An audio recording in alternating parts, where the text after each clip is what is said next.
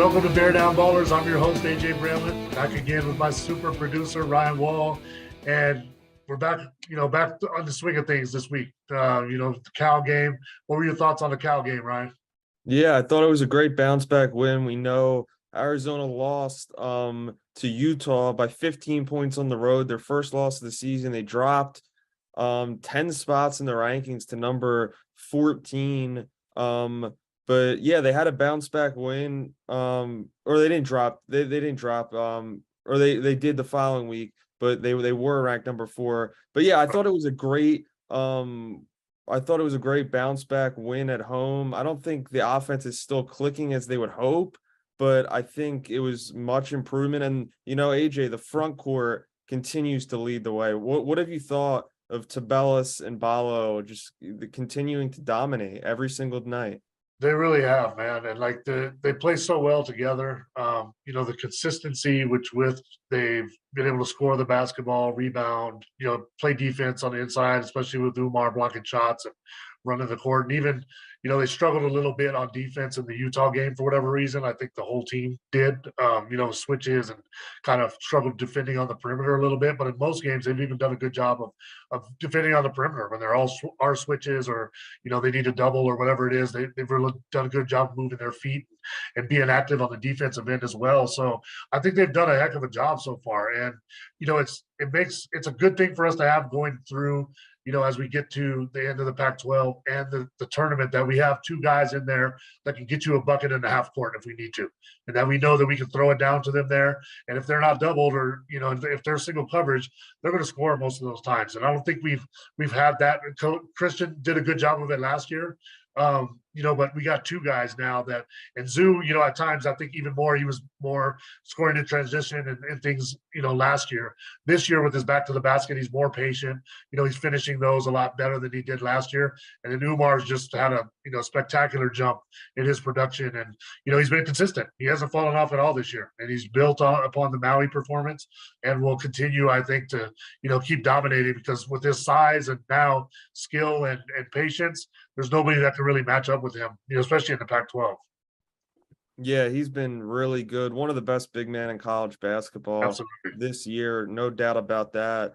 But I wanted to know what you've thought because about, kind of the guards and including Pelle Larson, Yeah. into that conversation, Pella, Kerr, and, Ramey, they haven't shot the ball well since the Utah game. They've been struggling to kind of find their fit, like their right fit in the offense. What do you think of this? And do you think this is just like a small, bad stretch and they'll bounce back, or what do you think of it? Yeah, I think so. I think it's a little bit of a slump, man. And, all of them are kind of in it from a 3-point shooting perspective.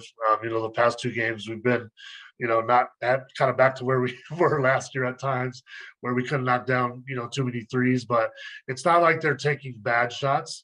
They're just not going in. So if they were like forcing shots and, really, kind of look out of place, then I would be worried. But this is just, this is kind of how the season goes. I mean, we were hot in Maui from 3. We shot it well pretty much all season besides those last 2 games. And so I think it's something that will just work itself out. I'd like to see Pella get more aggressive, and Pella get kind of his confidence back, and I think he will. I think he's going to be the guy that we, thought he was going to be before the season. And, he's had some really good moments, and played well. But I think consistently as we move through the Pac-12, he'll get over this and he'll start knocking down a few shots, which will help him in his overall game just to be more aggressive on the offensive end. But on defense, he's been doing a really good job. But we need him as we progress to be kind of that third guy or even the second guy maybe, to be consistently scoring the basketball at, because he has the ability to at a, 12 to 15 point per game, clip. Yeah, after the Utah game, Courtney Ramey, Cedric Henderson, a few of the guys kind of said that, after Maui, they were, high as can be, Yep. Top, 3 to 5 in the country, won arguably the most important, tournament up until that point in college basketball. And then they kind of had the letdown and it kind of set them back a little bit. Like, how do you think that, from your experience, like, how do you think that plays into a team when, you win a ton of games early, beat some really great teams, and then you kind of fall back a little bit. It's human nature, man. I mean, this is a new group, and so having that much success early was a great thing. And that's they played really well, up through Maui. But going on the road for your first conference road game, I thought they were going to win it, to be honest, because of what we'd seen, all the way up until that point. But that happened really wasn't too much of a surprise to me because, a lot of travel, a lot of things, just like you said, getting kind of the big head a little bit, and thinking that you're going to go in and beat them. Utah played really well. I mean, they played their best game I've seen them play all season long, and they've got some size to match up with us. I thought they did a really good job, kind of picking us apart, and putting the bigs out to defend on the perimeter, which they struggled with a little bit. But that's a good thing that happened because it's a learning experience, and we're going to get better from that. And it allows you to lock in a little bit more, allows Tommy to kind of dig in a little bit more and make sure the guys are focused and doing what they need to do. So a loss like that is all right. They bounce back. Cal, you're right about the offense, though. It's not running as smoothly as it was, and that could be that teams are adjusting a little bit to it and trying to take some things away. And it also could be that we're not knocking down shots, which makes things harder. So, but they're going to get out of that. I think I was happy with the win. I was happy with the effort, against Cal. And, now we got, a big game coming up this weekend, which is another national game for us. Good opportunity, for us to be seen by everybody across the nation. And, what are your thoughts on the Indiana game coming up? Yeah, this is another huge game, as we know. It's number 10 Arizona versus number 14 Indiana. Indiana's been on quite the roll. They stumbled a little bit last week. Both teams are 7-1 coming into this game, but Indiana, has one of the best players in the country in Trace Jackson Davis. I think it's going to be a really tough matchup for Arizona to guard them. I don't really know who they're going to put on them because Umar is a little bit bigger than him, so I don't know if he'll be able to keep up with the quickness of Jackson Davis. So maybe we'll see a mix of Umar, Tabellis. But yeah, I think if they can keep him to under 20 points, I think that Arizona, should win this game. Indiana does have some other talented players, but they don't have the high level scores that Arizona does with Tabellis and Kirk Crease's passing. And then, you add in Ramey and Larson, who are due for big games, which I think is just scary for Indiana. Yeah, I think it's going to be a great matchup. I mean, it's a good opportunity for us, as I said, to be on a national stage and get seen. I think that we could throw Pella on Trace Jackson Davis a little bit, and kind of frustrate him. He's a little bit smaller, not too much, but I think with his grit and determination on defensive end, I think we can mix that in kind of to the rotation as well. And I'm kind of interested to see how, because he scores a lot of his points, near the rim. I'm kind of interested to see if he's going to be bothered by our length, with Azulis and Umar down there challenging shots and really banging with him. I like Jalen Hood-Schifino a lot. The freshman, super talented. That'll be a good matchup for us on the perimeter. But I think this is a good bounce back game for us to show again why we're one of the best teams in the country, and get us a national stage to really play well again and kind of change the way that people are looking at us right now after that Utah loss. Yeah, I mean, I think the biggest X factor is Umar Ballo for this game. He's been Arizona's best, most efficient scorer, averaging 20 and almost 10 rebounds per game. Trace Jackson Davis is gonna most likely be covering. He's their tallest player, only at 6'9", and Umar, as we know, is a 7-footer and is very dominant in the paint. So I think they're gonna look to exploit that matchup. And I think, Umar should have a big, big night in Vegas. Yeah, I'm expecting a big game out of Umar too. I think it's going to be tough for them to match up with his size and strength inside, and the way that he's been finishing. Left shoulder, right shoulder. Pretty much every time he gets the ball in the paint, he's either getting fouled or is scoring right now, or makes a good pass out of it. It's going to be a good matchup for both teams. But I think that we come out victorious on this one. I think it'll be a close game, but I think that we're going to be able to get it done. I think we'll shoot a lot better than we have the last two games. Kind of break out of the shooting slumps that we've had from the guards so far. Yeah, so your final predictions a win there in Vegas? Arizona by 5. That's what I'm going with. That's a good prediction. Yeah, I think Arizona edges this one out. I think they beat Indiana. I think they're better than Indiana. Yeah, I think their big men are once again going to dominate. That's where they're going to lean on. But AJ, I wanted to get your thought on, Arizona scheduling a bunch of very tough non-conference teams, especially here in the month of December. In another, week and a half, they play Tennessee, who's top 10 in the country at home, like they did play them last year, which was their first loss of last Awesome. season. Yeah. But yeah, what do you think about scheduling these really good teams early on in the season? I think it's the best thing for us. I mean, you want to play teams that are tournament quality teams, teams that you're going to play in March and April, teams that are going to challenge you, and taking a couple early season, losses, like, it's not going to hurt you, because you want to be able to play against that level of competition. Excuse me, especially against teams that are physical. I think that, we saw that last year when we matched up with Houston finally, and they were able to knock us out. A team like Tennessee that brings, big physical guys that are going to, challenge us and really, be strong with us in the paint and push us around a little bit is a good thing. And I'm glad that Tommy scheduled a difficult, schedule for us, especially in December, heading into more of the meat of the Pac-12 season. I think it's going to be a good matchup for us. We got a little bit of revenge on our minds because of last year. And that was a tough game over there. They played really well there, but we had some runs where we were close, couldn't quite get there.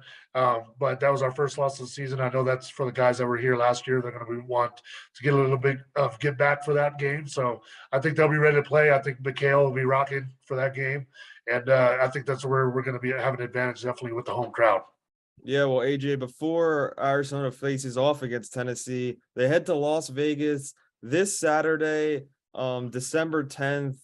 It's a great matchup. Two of college basketball's, most storied and best programs in the country. Arizona, number 10 versus number 14, Indiana. The game's at 5:30 p.m. on Fox, national TV for the Wildcats. It should be a great showdown. But before that game, AJ, tell everybody what, guests we have on today. Yeah, so this will be a fun one. It's a guy that's covered Arizona basketball for over 3 decades now. A guy that's been through, Lutz, Coach Miller, and now Tommy Lloyd.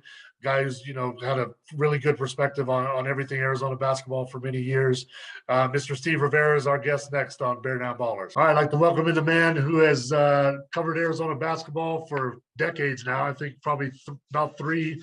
Now has seen it all from Coach Olson to Coach Miller, now to Tommy, and has covered U of A basketball, covered myself back in the day. A good man, a good friend, and a man who's written a lot of books, which we'll get into here shortly. But Mr. Steve Rivera, welcome into Bear Down Ballers. How are you doing today, sir? Good day, AJ. Great to see you. I'm falling in love with that license plate you have behind you. That was my license plate at U of A, all those years, those 4 years. So trying to keep it in rotation.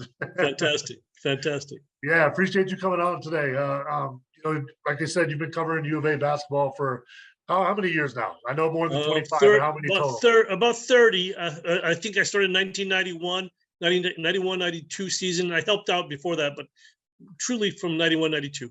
Okay, all right. That's incredible, man. So you've seen, everything across all these years. Are you still enjoying the ride? First, let me ask you that. Yes. In fact, I was telling somebody, I kind of feel like I'm retired. I'm 58 years old. I get to do exactly what I want to do.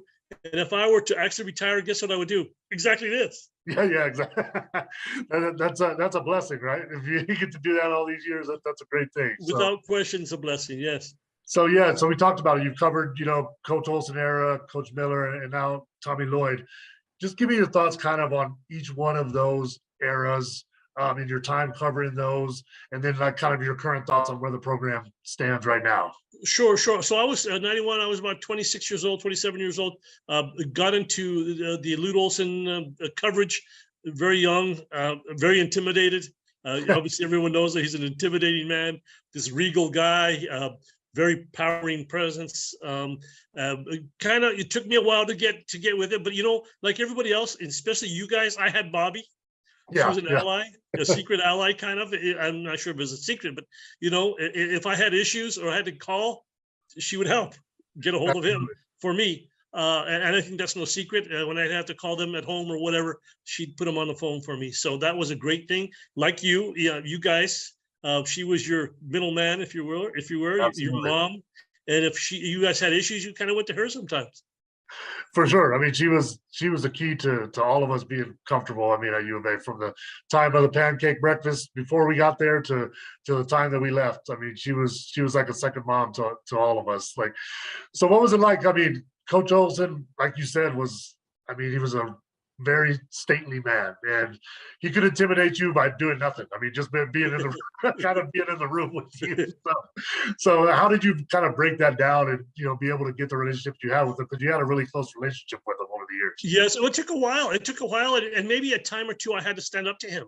I Yeah, remember probably in your time, there was a couple of stories that I wrote that were a little controversial. He approached me and questioned my I don't know, judgment, how I wrote the story or whatever. And I said, Lou, I gotta do my job too, you know. And he says, well, you had some things, and I'm thinking they were accurate, right? You know, yeah, and they were accurate. He kind of had to kind of realize that I was here to do my job.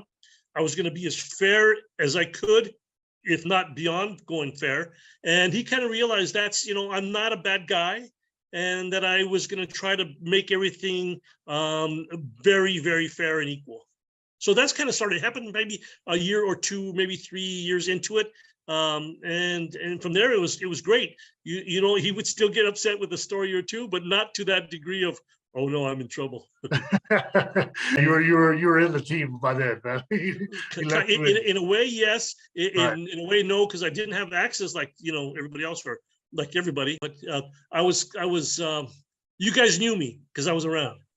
Yeah, absolutely. You did a great job, man. I mean, I always felt like, and I knew you kind of before, I got to Arizona from your time in Right. New Mexico, and, your relationship with my Gonzalez family here. So, Sure. I always felt comfortable with you. You've done a great job over the years. So what was it like during the Sean Miller era, covering U of A basketball during that time? Because I know it had to be a little bit different. Good question. So at the time he came in, the Tucson Citizen, the paper I worked for 23 years, was folding. The thing like I did with Luke, always be in McHale. It was a lesser degree of covering the team.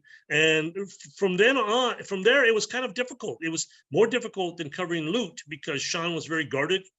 Yeah. He didn't let many people in. In fact, I had no exclusive interviews with Sean in the 12 years that he was here. I've asked for a couple, did not get them, because I had a couple of books in between that time and did not get them. So it was not as easy covering Sean on the day-to-day, because I didn't have to, but even then he wouldn't allow you that access anyway. But it was good. I mean, he won games. Probably he should have won more, and I'm speaking honestly. And had he won a game or two against Wisconsin in a nitty-gritty time, his projection, or he could still be the coach here. I mean, Yeah. honestly, you get to the Final Four that one time in 14 and 15, his whole history changes. Yeah, absolutely. Wisconsin was that kryptonite, man. Could not get past them either one of Right. those years. But felt like we had a team that could have won the championship either one of those years, to be honest, with the talent that we had. Without question, Nick Johnson hits that shot the last second, that goes in. Hey, if what's his name hits the shot against UConn in a year before, I think 13, 12, or 11, or whatever it was. I forgot his name. He hits that shot, they get to the Final Four, and things change. I mean, you get to the Final Four and your life kind of changes. It would have changed for Sean, but those Wisconsin teams were good. Arizona's teams were very good. He just couldn't beat them. It's just a bad matchup for us, man. It was like every year I saw that bracket each the second year when we matched up with them the second year, like, oh no, come on. Right. Well, let me say this to you guys, because in 97, 98, or 97, you had some bad matchups. Guess what? You won. You still won. Yeah, true. You got to get through. You found a way. Yeah, you got to get through. You got to get through. Right. And he had the teams to do it. And, sometimes just come up short. You're right. That probably would have changed, history a lot if that would have happened. So, so how's it been so far with coaching the new regime and Tommy and the job that he's done and the guys that I have on the team? What's it been like for you so far with him? I didn't know much about Tommy coming in, but what I've learned in the last almost 2 years now, 18 months. He's a fantastic person, a regular guy. I can say that with being comfortable saying that. He has shades of Lute in him, where I think you'll agree with me that he lets his guys play. Yeah. You know, you learn what you learn Monday, Tuesday, Wednesday, Thursday, Friday, and then you show what you've learned on Saturday. I think he does that in practice on the weekdays and then lets them loose during game day. And what better way to play basketball than that style? You guys were able to play that style. You know, if you didn't do it right, he would correct you, but he let you play, gave you some leeway. And Tommy does that. Yeah, I love the style. I love the way that they're playing now. They're playing even a hyped up version of, how we played, to be honest. Right. I mean, even faster than we played and with more freedom. The thing I like about the team right now, the offense that he runs, is the big guys are really involved. You know what I mean? They're not just screen setters like we were, back in the day. They make a lot of decisions, do dribble handoffs, high-low passing, a lot of different things that I think personally I would have, excelled in an offense like that. But they're just a fun group to watch, and they play a really thrilling style of basketball for fans. And let me ask you this. So having said that, the way that we play in the fast tempo, do you think that will be a hindrance as we get into tournament play? Do they need to do anything to change that, or things that you see that need to be added? Yeah, that's a good question. No, I don't, because it's a style that very few people play or want to play to this level, because this is an elite level of fast. So if you're gonna stop you guys, you're gonna have to do exactly what Houston did: rough you guys up, rough them up, intimidate them, if you will. I can't remember again in your time. There may have been a team or two that tried to do that with you guys, and maybe at the end it was Utah. Maybe I'm not too sure. But the kryptonite in my 30-some years for Arizona basketball is a tough physical team. Mm-hmm. It's always been that. Because Arizona with Lute and now with Tommy is run and out finesse and outrun people, 90 to 70, 90 to 80, have that one patented run, 24 to 2, 24, and then it's over.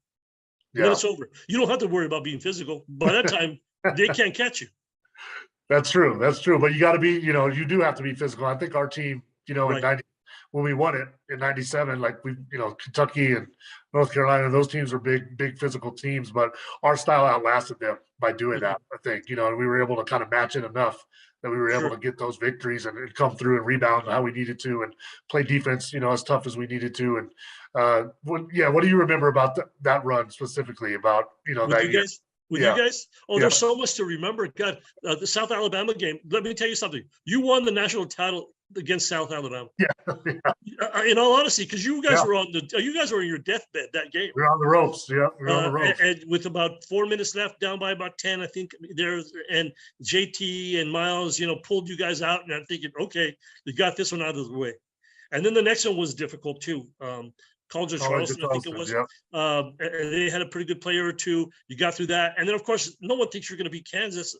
Who thinks you're going to beat Kansas except for Michael Dickerson? Only us. We were the only ones that thought we were going to win. So we're the underdogs, really? That tells you how much Michael paid attention to stuff.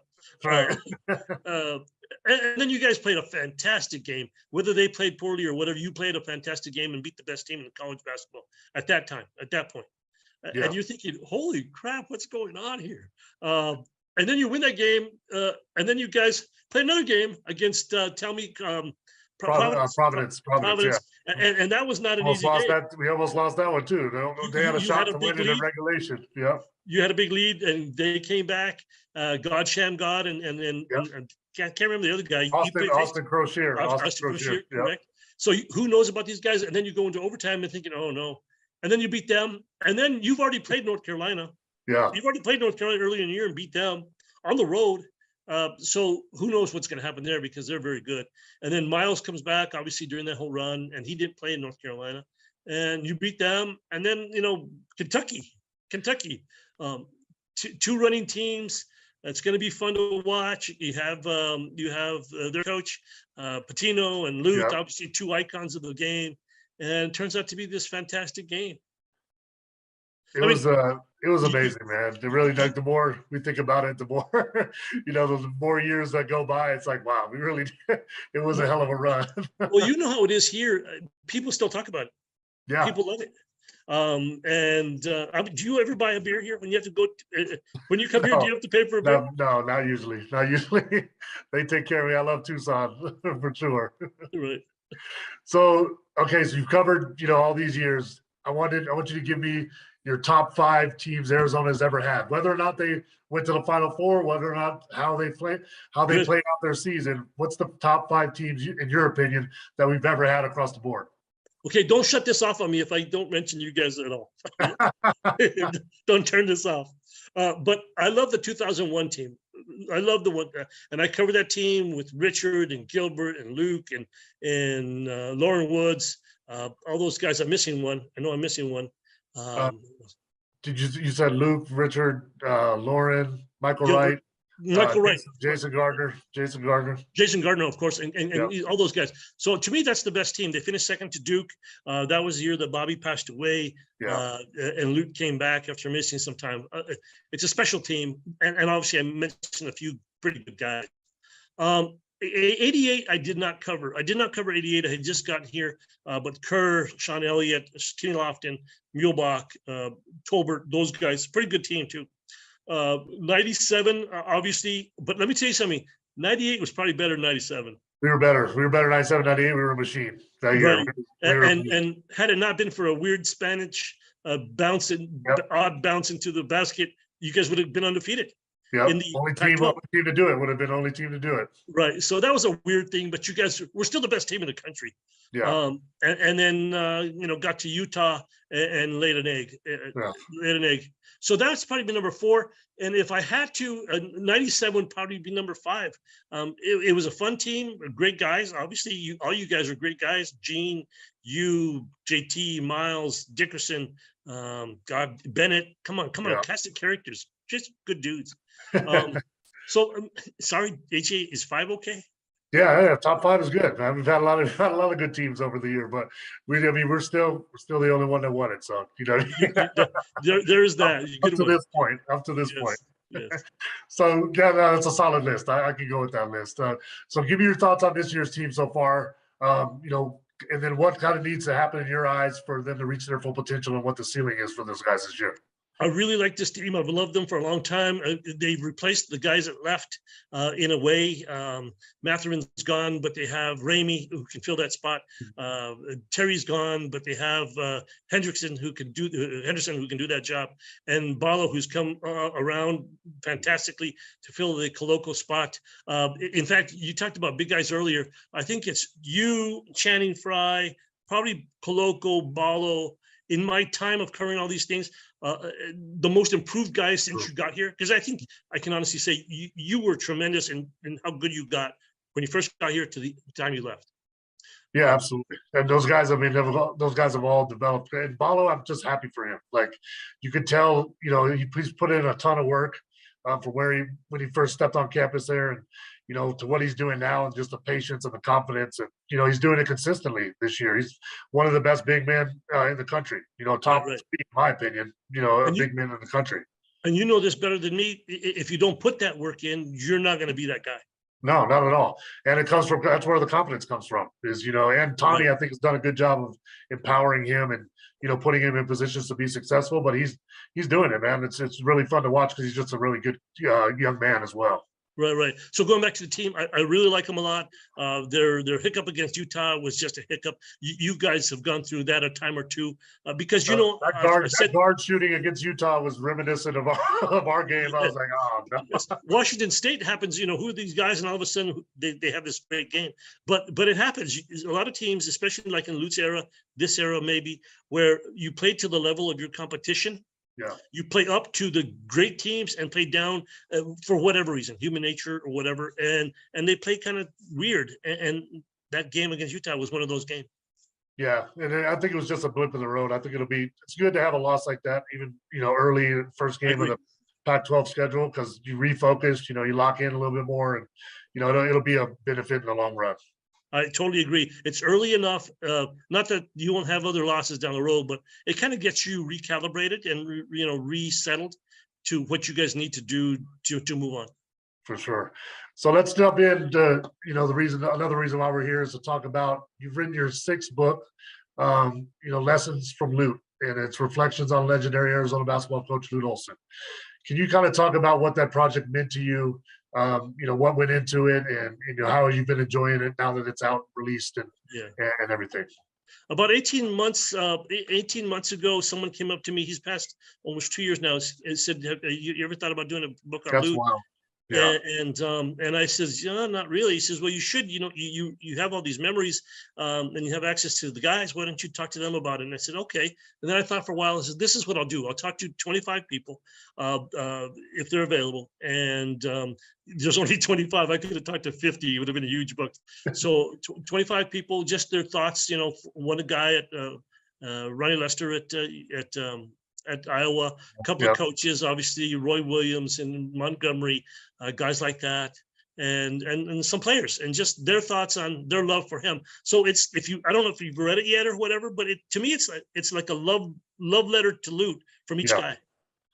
Yeah, there's a theme, don't you think, across all the interviews and all the guys? And without question. Go ahead. How much they loved him, how much they respected him, two. And I don't know if you felt this way, but a time or two, guys have said to me, it was like playing for your grandfather, and the one thing you don't want to do is disappoint your grandfather. Disappoint him. Yeah. Absolutely, that's absolutely true. And just the relationships that was so different from when you actually played for him, and then when you were out of there and you were, on your career and everything, and then how your relationship changed with him after that. For all, sure. I think for everybody, it was just something that was really special. Absolutely. Right. Do you remember the first time you hugged him that you were not a player? Yeah, I do. Yeah. Because you remember that, right? I do. Yeah, absolutely. Because it was different. It was totally different. Right. I don't think I hugged him at the championship when we won. After the championship, I think that was the only time I ever did when I was playing for him. But after that, every time I saw him, we hugged it. Even when I brought my kids to him, they had those interactions with coach, and it was just it was just amazing, man. It was something that they'll never forget, and I definitely will never forget. Sure. So, and those are the kind of stories that people thought, once you were in the system, it was different. 40 years or 5 years, it was different how you acted with them. And then after that, you were kind of one of his guys. Yeah. You're like one of his children, after that. So tell me, do you have a favorite chapter from the book? So for people out there that haven't read it yet, what would you give them guidance on as your favorite? Which interviews did you enjoy the most while writing the book? Well, there's a couple of things. There's some breaking news in there. First chapter, I don't know if you read that one, where Sean says he finally got his degree. He had made a promise to Lute and his mom that he would go back to school and get his degree, and he did it over the summer. No one knew about that. He admitted that over the summer because he was doing it over the summer when we talked. So that was cool. Damon's recollections of Lute coming to visit him. Did you read that? I haven't read that chapter yet. No, I haven't read that chapter yet. So Damon's obviously in Portland, Oregon. He's being recruited. Here's this 5'8" dude, 5'10", whatever. One of the best guards in the country. And Lute comes in recruiting him, and he comes in a Lexus. This is like 1992, 93. Yeah. He says, the only people I knew driving Lexus were drug dealers. Or basketball coaches, and Lute was a basketball coach. But he says, here comes Lute, and the way Damon talks, and here's this guy, and he's coming in a Lexus. Only dudes I know were driving a Lexus. But he was coming out all dapper, all nice, and that was Lute. You knew Lute right away. Well, you know what? It's an incredible book, for everyone out there. I encourage you to go buy. Where can everybody find the book, Steve, and go and get their copy today? Yeah, cool. Thank you, AJ. Triumph Books. You can Google Triumph Books with my name, Lessons for Lute, or just send me an email and I'll send it out to you. You're going to pay the same price. I'll be able to sign it and send it to whoever wants it out all over the country or wherever. I'll just put it in the mail. steve.rivera95@gmail.com. And no problem. Just send me a note or whatever. Find me on Facebook or on Twitter, and I'll put it in the mail. Awesome. Well, Steve, I appreciate your time today. You've been a rock for Arizona basketball for all these years. Always enjoy reading your content. Keep doing what you're doing. I appreciate your friendship over the years, and hopefully we'll have a long run this year that we can enjoy, all the way to April. Hopefully, enjoy the weather in Albuquerque. Stay warm. Appreciate you. Will do. Appreciate you, Steve. Thank you. Great out.